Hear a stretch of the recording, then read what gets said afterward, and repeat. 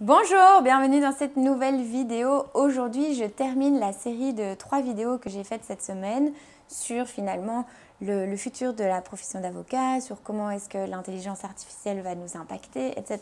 Et aujourd'hui, je voudrais terminer cette série en vous proposant en fait mon point de vue sur comment faire aujourd'hui pour se préparer à tous ces changements, à ce futur, quand on a en fait une formation en droit. Et ce sera la dernière réponse aux commentaires qui avaient été laissés et j'espère que ça vous aura plu, que ça vous aura aidé. Comme je vous l'ai dit dans la vidéo d'hier, le monde évolue super vite, super rapidement et il faut finalement être à l'aise avec une instabilité assez permanente. Donc à ce niveau-là, comment est-ce qu'on va faire pour rester tout le temps au top et pouvoir donner des services de qualité ? Je ne crois plus vraiment en fait au modèle où on demandait aux avocats et aux juristes de se ultra spécialiser dans une matière. Je pense que justement aujourd'hui, ce qui va être très important, c'est d'avoir une vision plus polyvalente, plus transversale de certaines matières pour justement pouvoir appréhender ces changements de manière rapide et efficace. Ça veut dire, selon moi, que on ne va plus vraiment avoir des profils ultra spécialisés dans un domaine. Par exemple, j'avais des amis du NIF, on a étudié ensemble, on a étudié le droit de l'entreprise et à l'UNIF, et ça c'était déjà bien à l'époque, on avait justement cette approche globale sur tout ce qui touchait au droit de l'entreprise et c'était vraiment hyper intéressant et justement on faisait les liens entre les différentes matières, c'était vraiment top. Bon, une petite pub pour l'UCL au passage. Bon, bref, ce que je voulais vous dire, c'est que c'était très intéressant d'avoir des liens entre les différentes matières. Et puis, à la sortie de l'UNIF, j'ai certains de mes amis qui se sont retrouvés dans des grands cabinets. Et par exemple, ils étaient dans le département de droit social et dans le département de droit social, ils faisaient les optimisations salariales. Toute la journée devant des tableaux Excel à calculer des rémunérations. Je sais pas, moi personnellement, j'ai pas fait le droit pour me retrouver devant des tableaux Excel toute la journée à faire des calculs. C'était pas vraiment le but des études de droit. Bon, et après, je me disais tout le temps, mais si un jour ils en ont marre de faire ces tableaux Excel, est-ce qu'ils pourront faire autre chose? Est-ce qu'ils auront encore le droit de totalement, on va dire, pivoter dans une autre matière?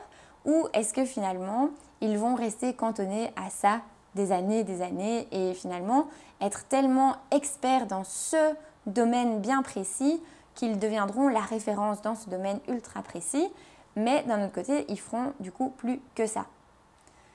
Je ne sais pas. Bon, c'est des choix stratégiques à faire. C'est aussi de mettre en balance une vision à court terme et une vision à long terme et de voir un petit peu comment est-ce qu'on envisage sa carrière en tant qu'avocat dans un cabinet ou en indépendant. Voilà, encore une fois, il n'y a pas une seule manière de pratiquer comme avocat ou comme juriste. Il y a vraiment plein de chemins différents. Mais du coup, est-ce qu'il ne vaut pas mieux, et ça je pense que ça va être un peu, la question est posée, je ne sais pas, est-ce qu'il ne vaut pas mieux bien maîtriser plusieurs matières que l'on agence autour d'un secteur qui nous plaît, par exemple, ou pour une clientèle visée avec laquelle on a envie de travailler, plutôt que par rapport à des cloisonnements par matière juridique. Voilà, je ne sais pas. C'est un petit peu... Est-ce que la spécialisation doit être vraiment juridique ou est-ce que la spécialisation, elle peut se faire sur, par exemple, un secteur économique, sur une certaine clientèle? Voilà, il y a plein de manières d'appréhender la matière et je pense que dans le futur, on aura plutôt intérêt à se dire, voilà, moi...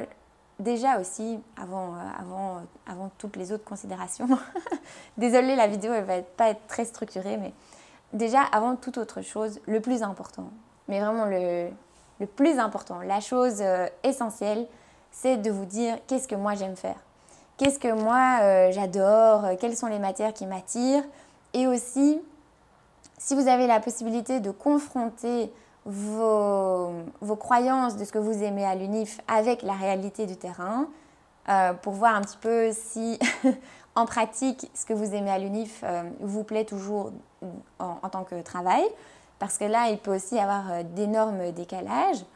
Voilà, contactez des avocats. Je pense que la porte est toujours ouverte. Moi, quand j'étais en Chine, à Pékin, j'étais encore étudiante et j'ai contacté des avocats en disant voilà, j'aimerais bien étudier le droit, mais j'adore la Chine. Est-ce que je pourrais pas une fois venir voir un après-midi comment ça se passe chez vous? Et c'était une après-midi qui est restée dans ma mémoire parce qu'on a vraiment papoté pendant 2-3 heures.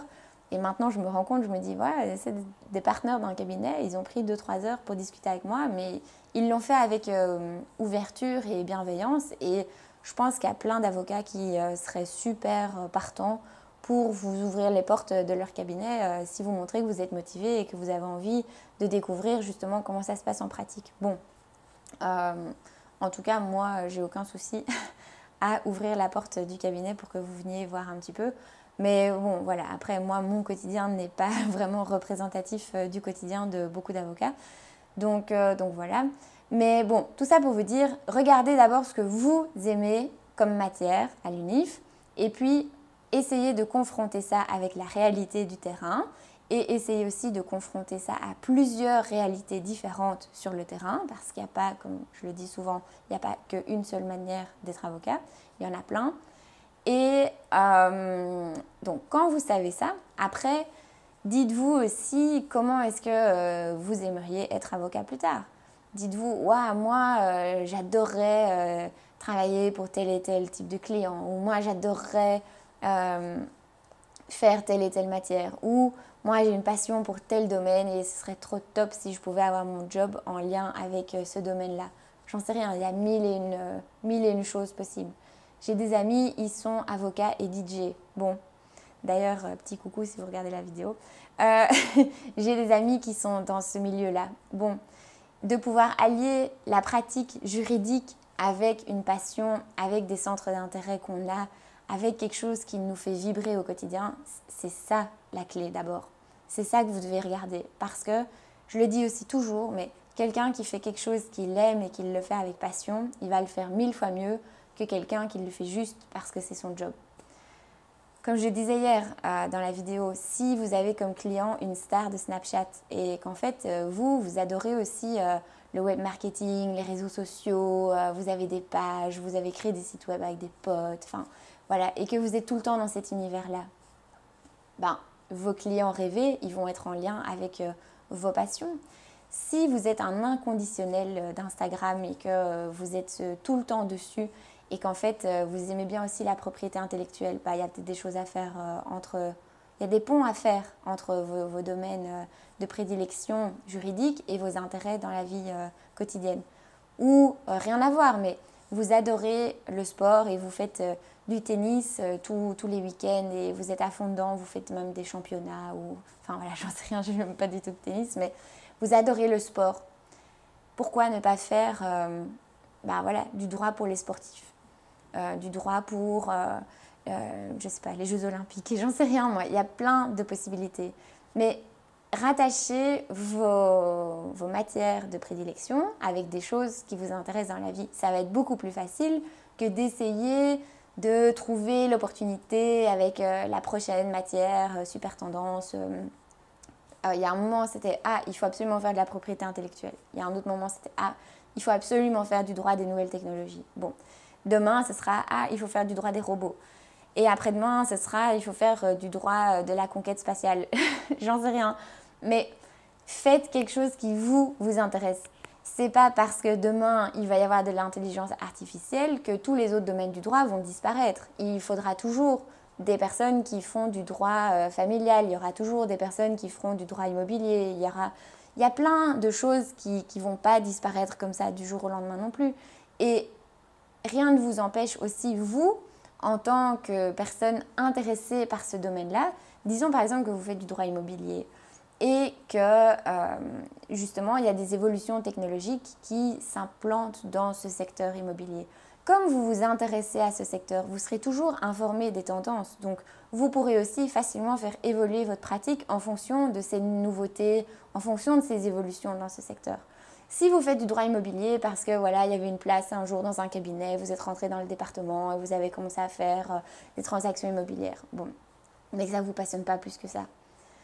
Quand le secteur va évoluer, quand la pratique va évoluer, quand plein de choses vont évoluer, ben, vous serez peut-être un peu largué parce que ça ne vous intéresse pas plus que ça. Et quand vous claquez la porte du cabinet, vous rentrez chez vous, ça ne vous intéresse plus du tout.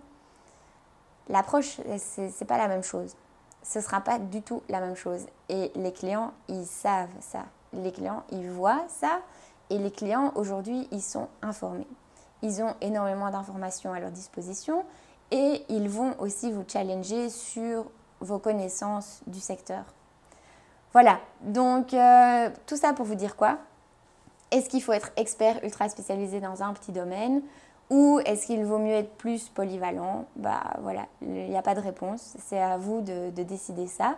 Mais en tout cas, moi ce que je pense qui sera le plus efficace, c'est de lier votre pratique à quelque chose que vous aimez. Parce qu'un avocat qui fait ce qu'il aime, il le fait toujours mieux. Et ça, je suis convaincue de ça. Voilà, donc ça c'est le petit point sur comment choisir ses matières, comment peut-être voir le futur. Après, sur le côté technique, est-ce qu'il faut apprendre à coder? Est-ce qu'il faut apprendre à maîtriser, je ne sais pas moi, les algorithmes? Ou est-ce qu'il faut savoir faire un site internet? Est-ce qu'il faut savoir designer une application? Je vais peut-être dire un truc radical, mais pour moi, c'est un peu chacun son métier. Enfin, c'est comme voilà, un comptable et un avocat, on n'a pas le même métier. Un comptable, il va faire les bilans. Moi, je ne sais pas faire un bilan de société. Par contre, est-ce qu'un comptable est habilité à faire des contrats? Pas vraiment. Du coup, est-ce que vous, ça va être votre métier d'apprendre à faire des applications web ou mobiles, peu importe? Ben, pas vraiment. Il y a des personnes dont c'est le métier et qui peuvent vous aider par rapport à ça. Par contre, est-ce que c'est intéressant de savoir ce que c'est, de comprendre un peu les mécanismes qui sont derrière et de pouvoir finalement parler le même langage que ces personnes-là? Ben, je pense que dans le futur, ça va être de plus en plus intéressant de comprendre ce secteur, de comprendre ce milieu parce que le numérique va être vraiment présent partout. Demain, le petit boulanger du coin, il aura son site web, il aura des besoins sur le net, il aura des choses qui vont se passer. Bon, c'était pas l'exemple le meilleur, mais bon. Tout ça pour vous dire quoi? Je pense pas que ça serve à quelque chose de prendre des cours intensifs pour maîtriser les technologies de développeurs, etc. Il y a des gens qui font ça tous les jours et vous ne serez jamais aussi bon que quelqu'un dont c'est la formation de base. Parce que vous avez une formation de juriste. Bon, voilà, ça c'était un petit peu pour la partie technologie. Maintenant, il y a aussi une autre chose qui est vraiment importante à garder en tête. Et je pense que c'est quelque chose qu'on oublie très vite après son début de carrière. C'est que quand on est avocat, et là ça vaut que pour les avocats, mais quand on est avocat, on est forcément sous statut d'indépendant. Qu'est-ce que ça signifie? Qu'on travaille seul ou pour un cabinet, qu'on soit stagiaire, peu importe. Ça veut dire qu'un indépendant, il est en charge du développement de sa carrière. Il est en charge de faire tourner son activité. Même à la plus petite échelle, un avocat, ça reste un entrepreneur, ça reste un indépendant qui est responsable des rentrées mensuelles, journalières, peu importe, des rentrées qu'il fait rentrer dans son business.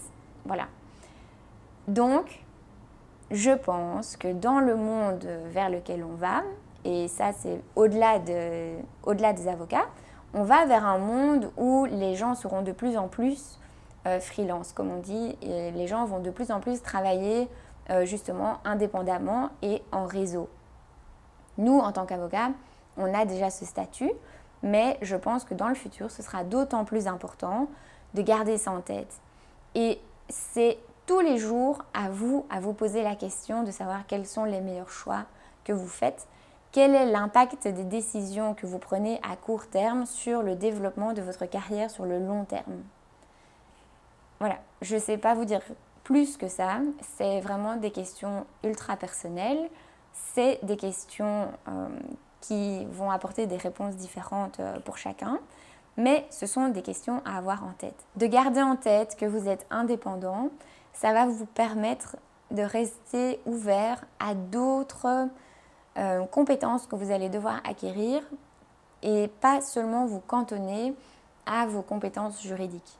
Si vous vous considérez comme un véritable indépendant, vous allez mettre en place des choses dans votre vie, dans votre carrière, qui vont vous permettre de rebondir si jamais il y a des changements qui surviennent dans votre vie, dans votre pratique, dans votre carrière. Quand on est indépendant, au final, on est avant tout un entrepreneur dont le produit ou le service, c'est le droit. C'est une approche différente que de dire je suis avocat. Et avec ce statut d'avocat vont tous les présupposés de la profession, de tout le côté traditionnel de ça. Aujourd'hui, vous êtes des indépendants. Il y a plein d'outils à disposition, des startups, des indépendants, des entrepreneurs. Il y a plein de méthodes aussi auxquelles on peut se former. Par exemple, tout ce qui est agile, lean, j'en ai déjà parlé, mais il y a vraiment plein de choses auxquelles vous pouvez vous intéresser pour vous ouvrir un peu les yeux sur d'autres réalités, sur d'autres approches aussi et des choses qui se font dans d'autres domaines que vous pourriez gagner à intégrer à votre pratique de juriste, d'avocat. Voilà, donc tout ça, c'est ce que je voulais vous partager dans cette vidéo. J'espère que ça vous a plu, j'espère que voilà, ça vous a donné pour une fois un autre point de vue. Encore une fois, c'est que mon opinion. Et puis, vous en faites ce que vous voulez. Vous pouvez être d'accord, pas d'accord. On peut continuer à en discuter dans les commentaires. Vous pouvez laisser des petits messages dans les commentaires sous la vidéo. Et puis, on se retrouve demain pour une prochaine vidéo. En attendant, likez, abonnez-vous, partagez et on se retrouve demain. Ciao!